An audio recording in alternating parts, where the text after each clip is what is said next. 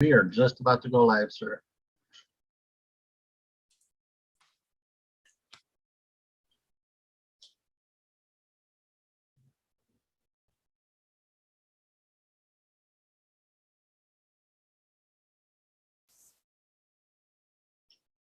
All right, we are live, buddy.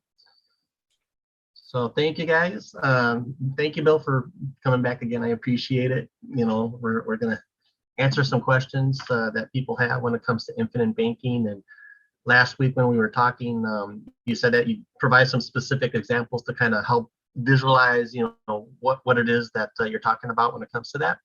And so I appreciate that.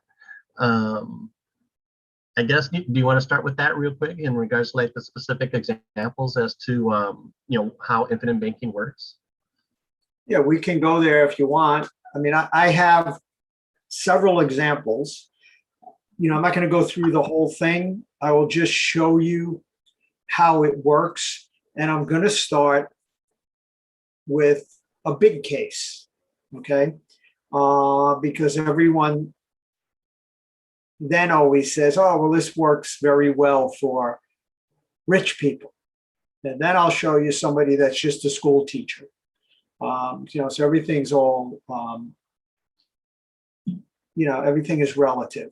So let me see, did you give me so I can share my screen? I believe I have shared screen. Oh yeah, I think you have. Okay, so let me see if I can get it here.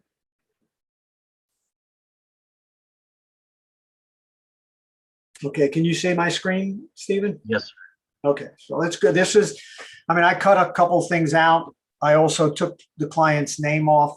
This particular case happened to be a gentleman, came from another agent, and actually he just dumped on me. Hey, this guy wants to get out of pay his house off in 5 years.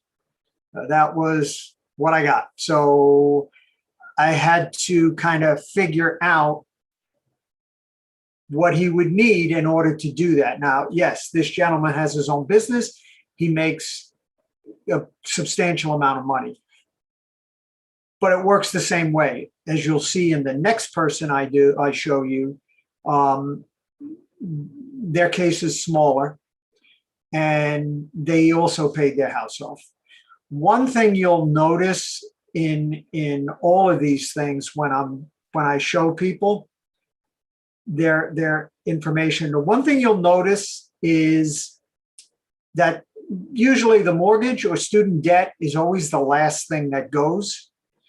And you'll be amazed at how quickly the credit card debt is eliminated, which is really what is stressing out a lot of people. You know, if they didn't have the credit card debt, they'd have more. So what you're looking at is a case, and it tells you right here that he's paying $6,000 a month. Whoops, $6,000 a month to eliminate his debt. Now I know what people are saying. Oh my gosh, oh my goodness, I can't afford $6,000 a month. Well, is that $6,000 like all debt, including the house? I mean, no. Well, he's putting in the infinite banking policy $6,000 a month or $72,000 for the year. Okay. So a lot of people would go, oh, I don't even make $72,000. Right. Well, how people fund it is several ways. This gentleman, he could have done $20,000 a month. The only reason he did it is because we did this last year in the midst of COVID, and he was a little afraid of how his business was going to go. I just spoke to him last week, as a matter of fact, and there was a little situation with his account because the agent didn't handle it correctly, but it's going to be all straightened out this week, and we're going to pay off 5 debts, like right away. And then all he'll have is the house. But what you're looking at is his debts. How we find the money, as I started to say, was either the client tells me, this is what I have extra available. Usually they don't, because they'll say things to me like, this is what I can afford. And this is not what I can afford thing. This is a savings account. If you look at it as a savings account, as a place to park your money to use for opportunities or eliminate debt, it'll make a lot more sense instead of it.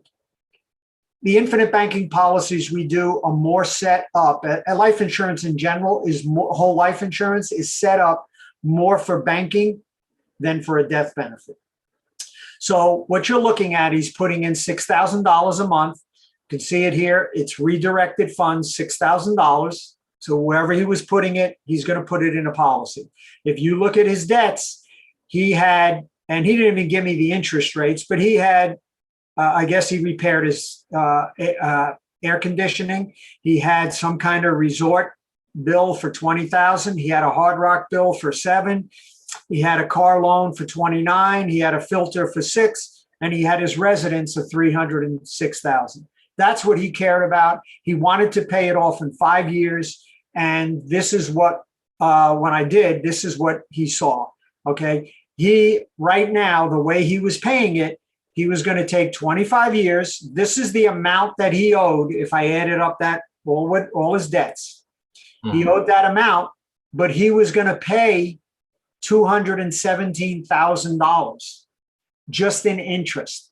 That's money that people give away to a third party that they'll never recover. So in order to pay this off in 25 years, he was going to end up paying $588,000. Yeah, so like oftentimes when we buy a house, we're kind of like buying two because most of the interest payments are going, towards the bank, right? Well, we've talked about that in the past. When you get a mortgage, if it's at 5%, 5%, it's at 5%. If you really run the numbers, the only time you pay 5% is in the 29th year. Every other year before that, you're paying a lot more. So as you know, we always say when you buy, when you get a mortgage and you buy a house, you're buying two houses, one that you live in and one for the banker so that he can afford to drive nice cars. So what we did is we weren't successful actually in paying his house off in 60 months. You can see down here, it took us 61 months. But the caveat to this was, the caveat was he only was concerned about his house. We also paid off the AC, the filter, the Hard Rock, the resort, and the auto loan, along with the mortgage in 61 months. So if you don't think he was happy, and he's getting ready to get another policy now specifically to use for his business, because once people understand it, it makes sense. So I'll just go through this quickly because then I'll show you another one. So in 2 months, he should have paid off his AC. He originally owed $3,500. The minimum payment was $100. He was paying more, like most people do, overpaying. So we took that money that he was overpaying and we used it to fund the life insurance policy. So in 2 months, it would have been down to about $3,300. We were going to take a loan, pay it off, and then the $100 that he was sending for the AC, he was going to put in his life insurance policy.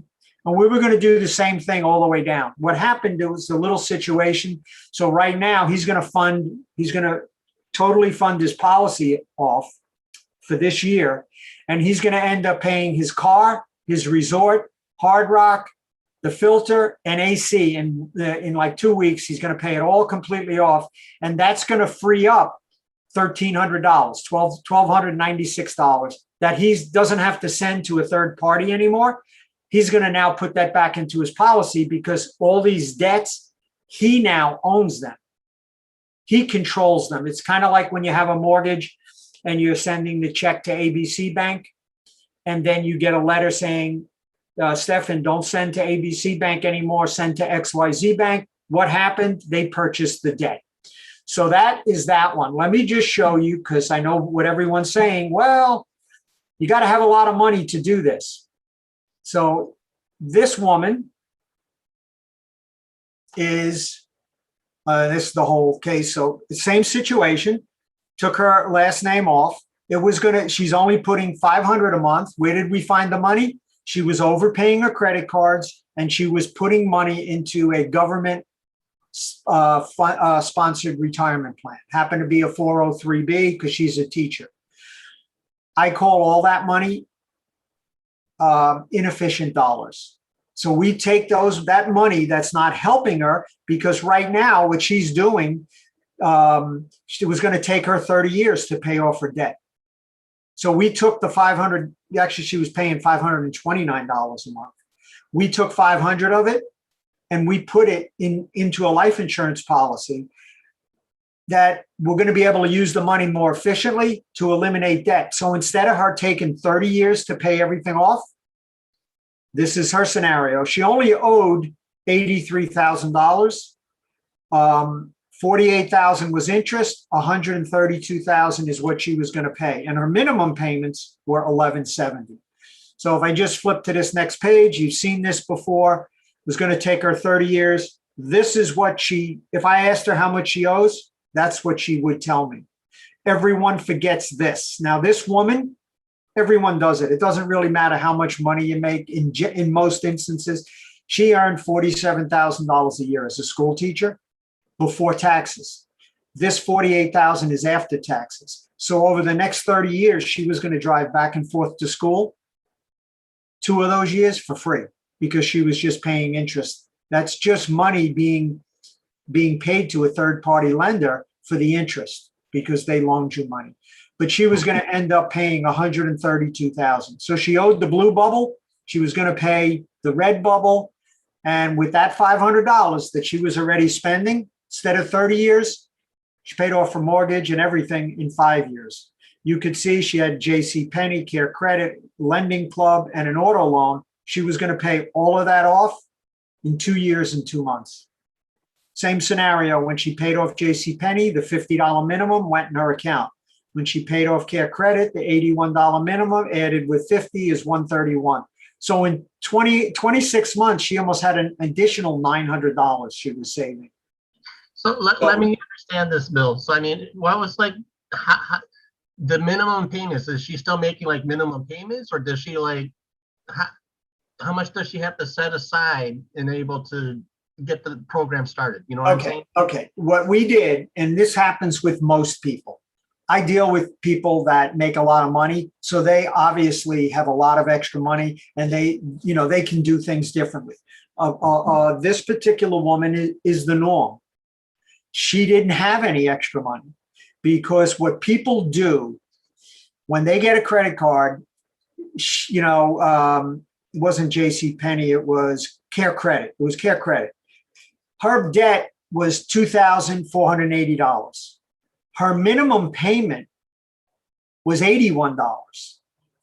But what she was doing, she was sending $250, $169 more. Why? Well, because Care Credit gives you 0 interest if you could pay it off in a year. What happens is generally, by a wide margin, most people can't. So what they do is they throw all this money extra at it. And then at the end of the year, they add all the interest back in. So all they did was kind of give them their money back. And now they're still back where they started. So what we told her, let's take the 169. We're going to use that money because that's inefficient. She also was putting $180 biweekly was being taken out of her check for 403B, her retirement. And I asked her, she was 38 years old at the time. I asked her, Karen, let me ask you a question. 3 questions I asked her. Can you guarantee me you're going to live to 60 years old so you can use this money? She laughed. Bill, who can do that? Karen, what is this money being invested in? She didn't know. Karen, how much interest are you making or are you losing money on this? She didn't know. And that's typical of most people because they just signed a plan and somebody else is managing it. They don't look at it. And I told her, you're putting all this money away for like 20 something years. You don't even know if you're going to live that long. Yet you're struggling with this debt. Why don't we eliminate the debt? You're going to have, once everything's paid off, you're going to have $1,170 extra every month. That's $14,000 a year on top of all the interest she saved. So it's not like they have to take money out of their pocket. if we get all their financial information almost all the time, well, here's the answer. I ask There's you, are you overpaying your credit cards? If they say yes, I can help them. Are you contributing to a retirement plan? They say yes, I can help them. There's other things we can do, but if they answer yes to either or both of those questions, they can get out of debt just like she did. And the biggest, who cares what you have in retirement if you go into retirement with debt? And most people are going in with debt. This woman is going to go into her retirement with absolutely no debt. She can borrow from her life insurance policy, which means her Social Security is going to be tax-free, because when she borrows from her policy, that's tax-free. Plus, she wouldn't have to pay, unless they change the tax laws, she wouldn't have to make any additional payments into her Medicare. So there's a lot more benefits for this lady. She was 38 at the time.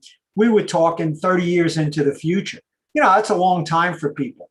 What her main focus was, how am I going to get out of this debt? She didn't care about the death benefit in the policy because she's 38. She cared about the debt. But 30 years from now or 40 years from now, she's going to have grandchildren, maybe great-grandchildren. Her focus is going to be different. Her debt's going to be gone. Then she's going to care about her death benefit. We're just selling, we're showing them how to use life insurance to their benefit, not to the life insurance salesman.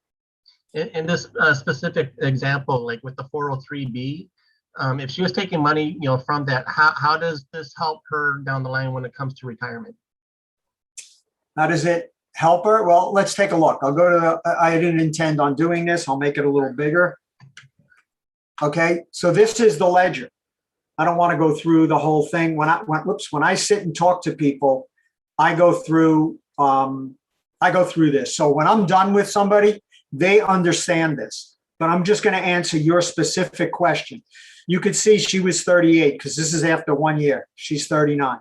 So let's go look at her retirement. Okay, she wanted to retire when she was 65.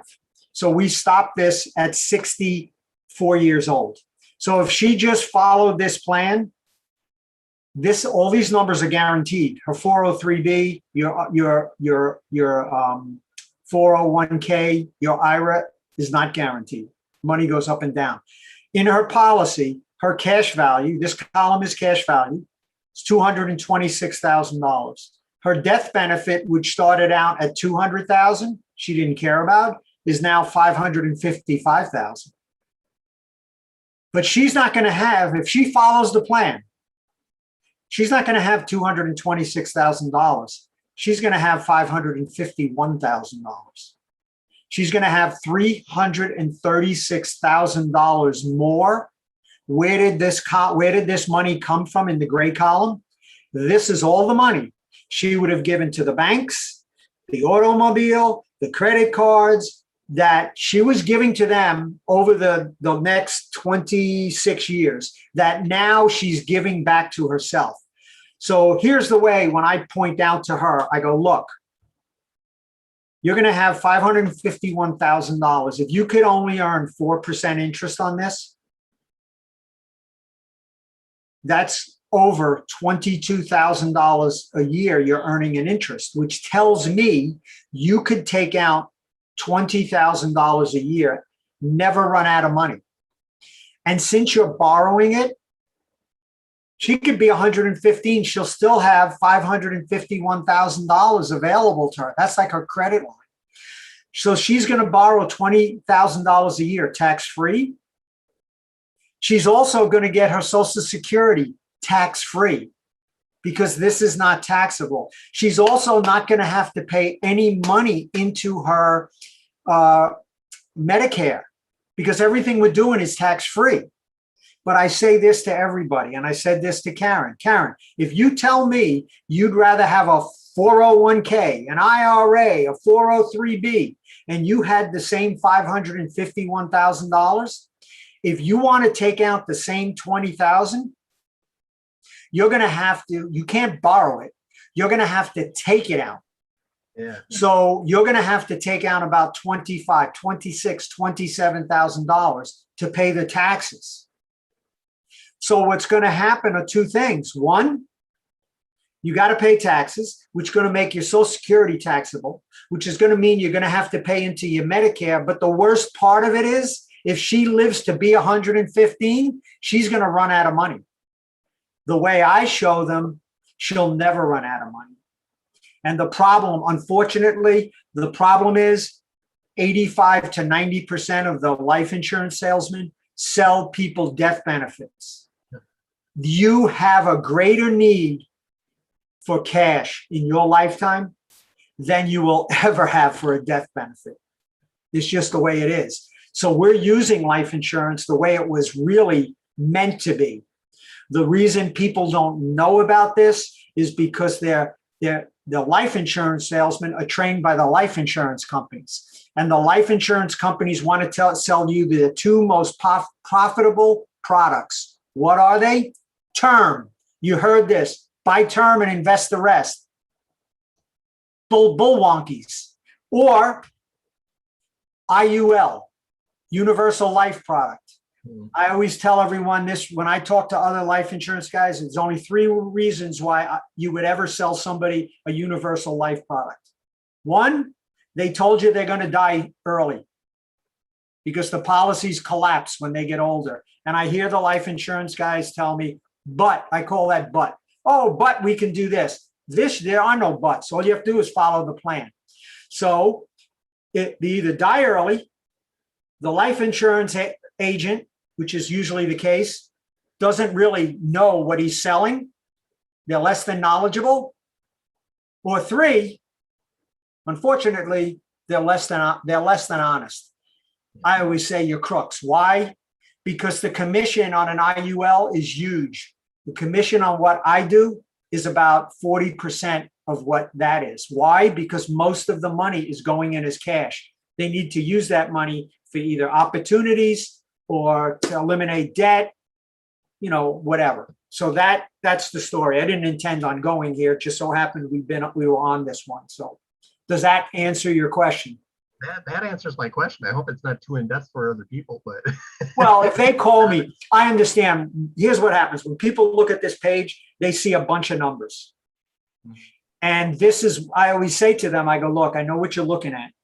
You're looking at a bunch of numbers, and this is when financial advisors and life insurance salesmen get to baffle you with BS because you don't know what you're looking at. The way I do it, I go back to elementary school when I explain this to them. When I'm done, you understand everything on this page. You might not remember it 2 days from now, but when I'm done, you have enough knowledge to make a decision. And I tell them, I go, look, what's happening here is in the 7th year. This is why people don't buy life insurance. In the 7th year, this person has put in $6,000 a year, every year for 7 years. Their death benefit has gone from $200,000 to almost $300,000. So when they put $6,000 in every year, $3,740 goes in the banking portion. Okay. And the next year, they're going to put in $6,000 a year. $3,740 goes in the banking portion. But I always ask them this. Well, how come this number then doesn't say $7,480? Because that's double. The reason it doesn't is your money's working for you. While she's paying off debt, she's still earning interest and dividends because you're not taking your money out. So here's what I say to people, and they all give me the same answer. I said, look, you just paid $2,000, which the difference between $6,000 and $3,740 is $2,260. If you multiply that by 7, it's $15,280. So I asked her, you just paid $15,280 for a $293,000 death benefit. Other than the fact she has 2 children, other than the fact your children are going to get this tax-free, I'll ask anybody this question. What is the benefit to you personally right now? Everyone tells me there is no benefit because the only way they're going to get this money is you have to die. I have not met the person that has told me, do you want to die at 45 years old so your kids can get this money? Everyone says no. This is why people don't want to buy life insurance, because she feels like she just threw away $15,800. It's $820. That's what she felt like she threw away. But what's in it for her? All her debts are paid off. She's saving an additional $14,000 a year. She saved $34,000 in interest, and she's got $39,000 in cash, all at a cost of $15,820. So I ask them, you got $39,000 in cash, you saved $33,000 in interest, you paid off all your debt, you've got an extra $14,000 a year at a cost of $15,820 plus a death benefit that you don't care about. Is this a good deal? Everybody says yes. That's just the way it is. No, you're the man. Well, no, this stuff I know because this is what I do, and I'm a numbers guy. Yep. The hard thing is, can I shut this or you have any more questions? No, you can shut it. That's fine. Okay. So the hard thing about this is people have to make a paradigm shift in their head, because yeah, exactly. I tell them, open up your head, take the brain out, put it here, and put the new brain in. Because I'm going to tell them what they need to do is 180 degrees from what they're doing right now. Once they get it, I can't teach them this. This is not something that can be taught. As Nelson Nash always said, it needs to be caught. Sometimes it's caught in a week. Sometimes it's caught, like a client I just had, in 5 years. She's paid off, out of 17 debts, she's paid off everything, all gone except her second mortgage gone. All she has is an automobile and a first mortgage. It's going to be done in a year. Boom, she's done. It took her 5 years to realize. She said, I don't know how it happened. I just followed the plan. That's all she did, religiously. It's guaranteed to work. I'm not like the other guys. It's not, it's not like a stock market that goes up and down or whatever. And then, oh, Stefan, I didn't know that there was going to be Corona. I mean, look, financial advisors give great advice. They work hard. The problem is they can't predict the future. So they don't know when coronavirus is going to hit, and they don't know when guys are going to fly planes into buildings. And the advice they gave people on September 10th, 2001 might have been the great advice. But on September 18th, a week later, they still lost half their money. Is that the fault of the financial advisor? Not really. It's the fault of life. Life happens. People, we don't know what's going to happen. But if they had had a whole life insurance policy and they had cash value in it, their money doesn't, every day it marches on. It gets higher and higher every day. Yeah, it's kind of like the tortoise and the hare, but who ended up winning the race in the long run? There you go. So, Bill, I thank you so much for your time and answering this one question here. This is where I love getting into stuff, because the numbers are like, that's the proof of the pudding. That's where it's at, and for me, numbers don't lie. So I very much appreciate that, and I'm sure other people will as well.